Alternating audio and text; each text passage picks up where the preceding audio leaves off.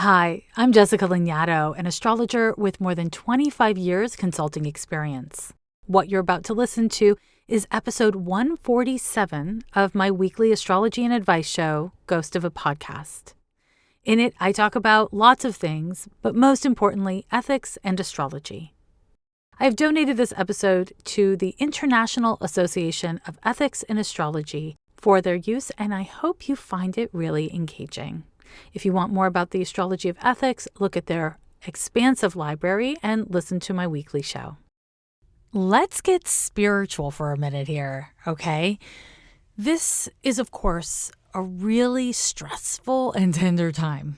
I don't know if you're feeling the incredible wave that I have been noticing over the past couple of weeks. And honestly, I think it would be safe to say that there has been a massive wave of change over the past year, but there's something really intense shifting at this time. It might feel any number of ways to you, but I imagine that for most people, it feels like some mental health strain.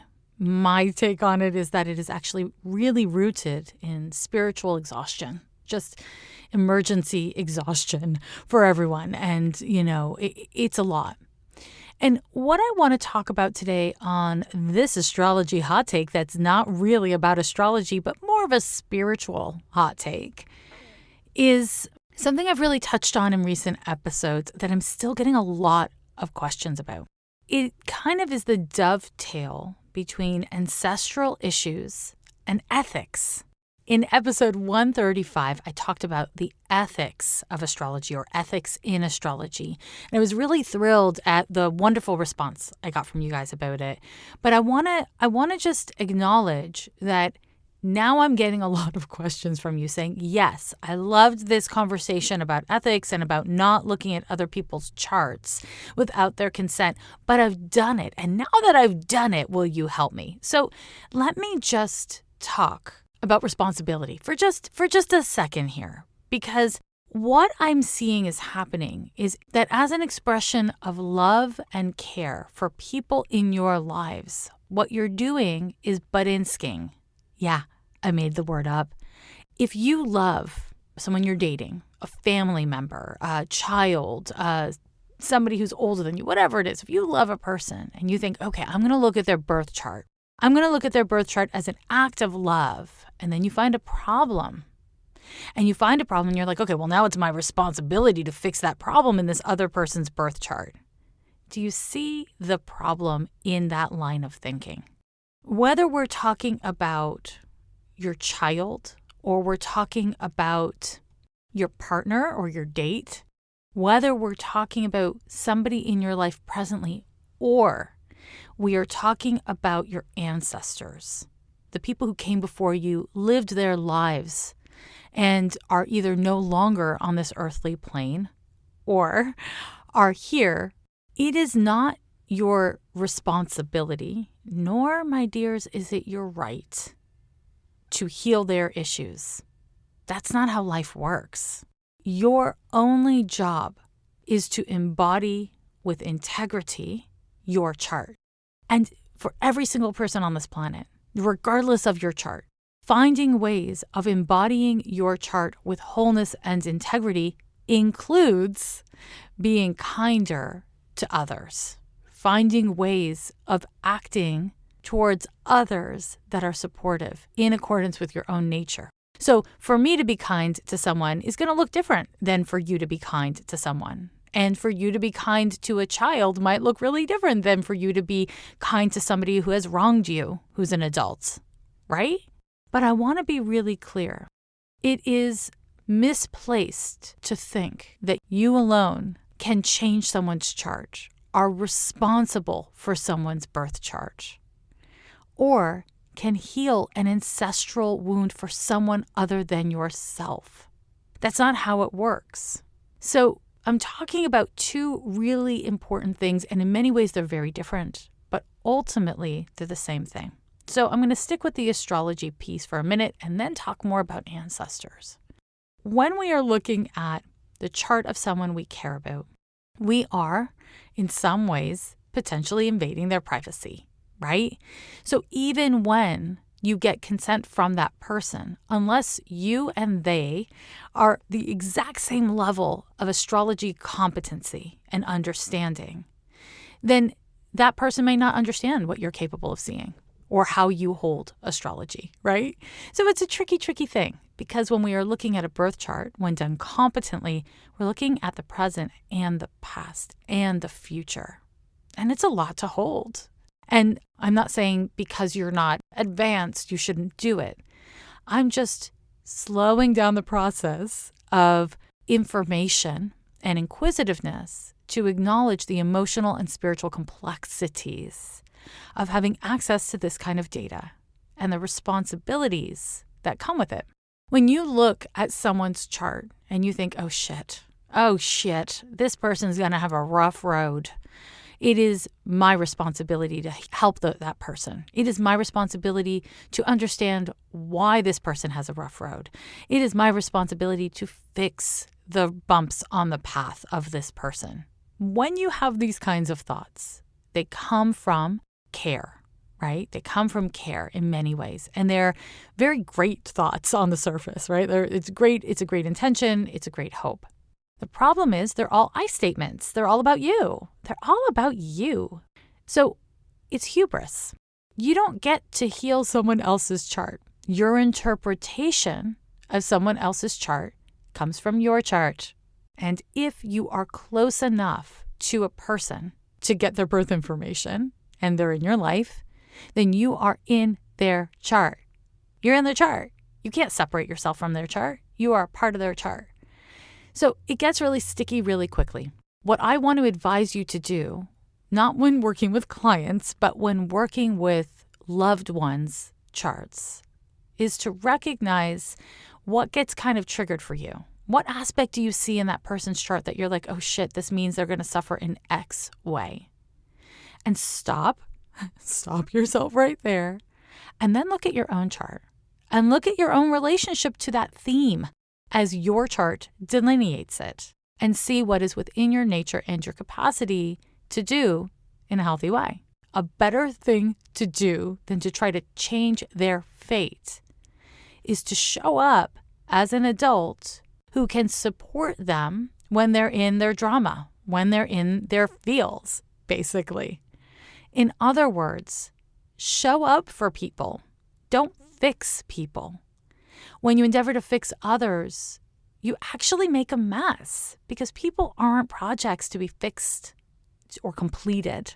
If you are a practitioner, it is a different context because somebody has paid you and consulted with you, and there's like a boundary and a set of expectations. So that's not what I'm speaking about here today.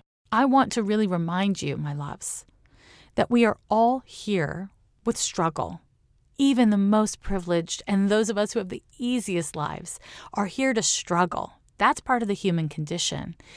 Pluto, Saturn, Neptune, Uranus, these planets are in everybody's chart, which means we all have our own struggles. These planets are moving through the sky and fucking with the human race. It's just what it's doing. That's what always happens. That's just part of life. So stick with that vulnerability. It is vulnerable to be a human. And if you think that it's appropriate for you to determine for others what their wellness looks like, then that's in your chart. It's not theirs. That's your shit. And listen, I say that to you from a podcast where I literally tell you what to do and what to think and how to feel all the fucking time, right? But if I were to give the same level of advice to, let's say, my partner that I do on the podcast, and trust I do, it's not received the same way because it's different. So we want to really make sure that in our personal relationships, we do not deem ourselves as either the savior, the martyr, the teacher, or the lesser. What we must do is show up to the best of our ability within our nature and to allow for others to struggle and suffer. And I don't mean to abandon them in their struggle or their suffering, but instead to respect that everyone has their own path. And if you're another person that they meet on that path, then what you can do is show up within your nature to the best of your ability and make that your goal. not their chart or their issues. You. Focus on you. I don't mean this in an egotistical way or in a self-serving way. I actually mean this in a self-responsibility way. Now, I promised you I would touch on ancestors. So I got a bunch of shit to say about ancestors because I get a lot of messages from you asking me how to heal ancestral pain or ancestral issues. The first piece of this that I want to be really clear about is that you don't get to heal other people's pain. I am of the mind, both as an astrologer and as a spiritual person, that we are interconnected. We are woven together with our ancestors. And for some of us, and with some of our ancestors, that is terrible fucking news. And for some of us, and with some of our ancestors, that is a gift and a blessing. And we don't get to choose. But what we do get to choose is the embodiment that we work towards in this lifetime, in this incarnation. Whether you are the answer to your ancestors' prayers or not can be a really beautiful thing. But ultimately, embracing and embodying your soul's truth is your work. It's not to determine what your ancestors do or don't want from you. It's not to fix something that is actually not yours to fix. You know squirrels. You've seen squirrels, right? Squirrels are they're just wily little creatures. They just run around town, being cute, being annoying, taking a bite off of a piece of fruit and throwing it in the ground. Are they rodents? Are they snuggle babies? I don't know, but I do know this.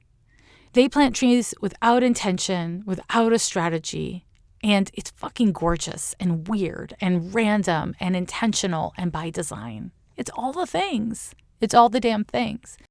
You may be the nut some ancestral squirrel has planted, you know? You may have grown into this magnificent tree that your ancestors couldn't even dream of.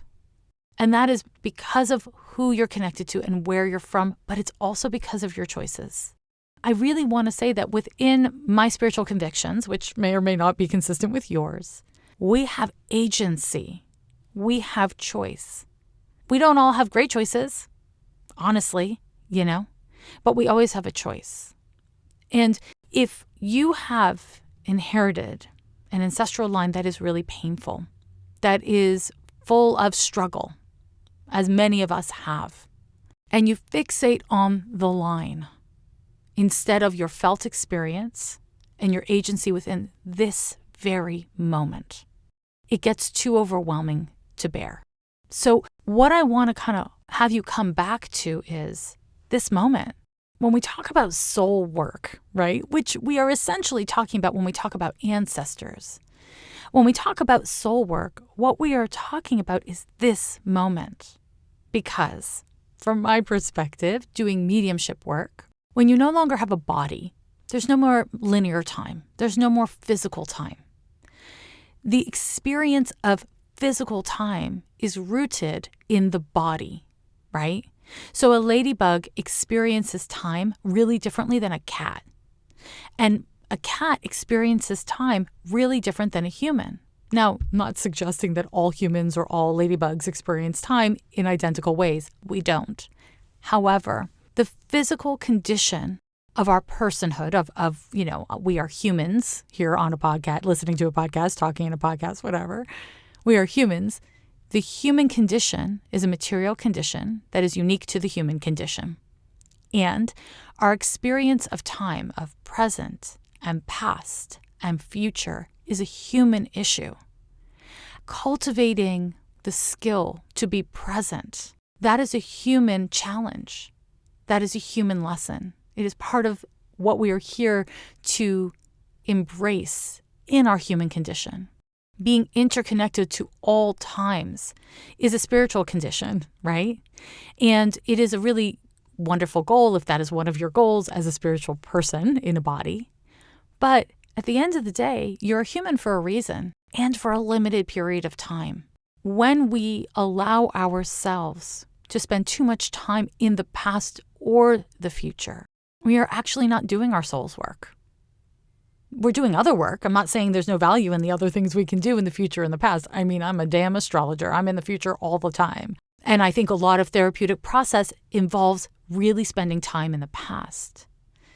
But as a psychological and emotional approach to this moment, or to healing ancestral or inherited wounds, it requires the willingness and ability to stay present and to be in the present.